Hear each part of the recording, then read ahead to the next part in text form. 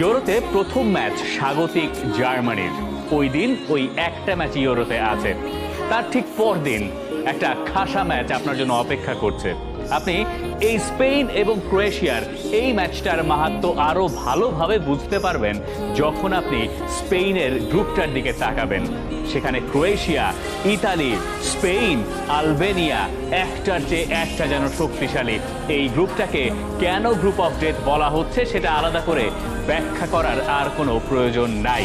এবং ওই প্রথম ম্যাচটা হয়তো এই গ্রুপের ভাগ্য অনেকটুকু নির্ধারণ করে দিতে পারে। চলুন আমরা স্পেনের যে পিকচার দেখলাম এরপরে তাদের স্কোয়াডটার দিকেই আমাদের যাওয়া যাক এবং আমরা সেই হিসাব নিকাশ একটু একটু করে মেলানো শুরু করি। গোলকিপিং পজিশনে সেখানে উনাই সিমনের সঙ্গে ডেভিড রায়া, যিনি আর্সেনালের গোলকিপার এবং এই সিজনে প্রিমিয়ার লিগের বেস্ট গোলকিপার হয়েছেন, তার জায়গা সেখানে হয়েছে। তবে শেষ পর্যন্ত আমরা ধরে নিতে পারি উনাই সিমন হয়তো ওই জায়গায় নিজের জায়গাটা করে নেবেন।